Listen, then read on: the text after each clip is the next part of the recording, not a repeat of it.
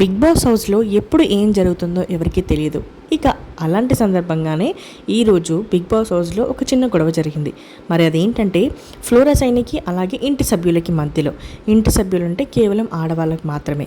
అయితే వీళ్ళకి ఏం గొడవ జరిగిందో చెప్తాను. ఇక ఫ్లోరా సైని ఉండి నిన్న అందరికీ బిజీ డే ఉండే కాబట్టి వాళ్ళ సామాన్లు ఏవైతే ఉన్నాయో బయటే వదిలేశారు. కాస్త అవన్నీ తీసి పక్కన పెడితే నాది క్లీనింగ్ డ్యూటీ కాబట్టి నేను క్లీన్ చేసుకుంటాను అని చెప్తుంది.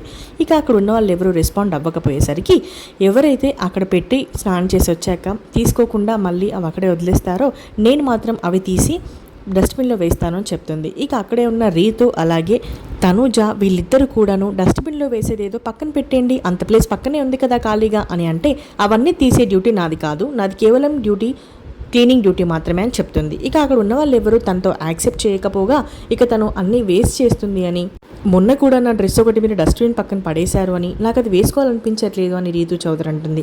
ఇక అప్పుడే వచ్చిన సంజన కూడా మొన్న నా బట్టలు కూడా అలాగే చేసింది, అలా పక్కన పడేస్తే ఏంటన్నట్టు, కనీసం తీయమని చెప్పాలి, లేకపోతే తనకి తీసే ఉద్దేశం లేకపోతే అక్కడే వదిలేసేయాలి, కానీ తీసి డస్ట్బిన్లో పాడేస్తే మళ్ళీ మనకి యూస్ చేసుకోవడానికి ఎలాగుంటుంది అంటూ ఆడవాళ్ళందరూ ఒకటే పోయారనే చెప్పాలి. ఇక మొత్తానికి నాకైతే ఫ్లోరా సైని గారు చెప్పిన మాటలు బాగానే అనిపించాయి. మరి తను చెప్పిన దాంట్లో తప్పేమీ లేదు. మీరు సామాన్లు యూజ్ చేసినవి మళ్ళీ ఎక్కడ తీశారో అక్కడ పెట్టుకుంటే నాకు క్లీనింగ్కి ఈజీగా ఉంటుంది అని చెప్తుంది. కానీ ఇందుకు అందరూ డిబేట్ చేస్తారు. ఇక ఫ్లోరా సైని అన్న మాటలపై అలాగే హౌస్ మేట్స్ రియాక్ట్ అనే తీరుపై మీరేమంటారో కమెంట్ సెక్షన్లో కమెంట్ చేయండి. అండ్ అలాగే మీకు మరిన్ని లైవ్ అప్డేట్స్ కావాలంటే తప్పకుండా మన ఛానల్ని సబ్స్క్రైబ్ చేసుకోవడం మాత్రం మర్చిపోవద్దు. Thanks for watching. See in the next video.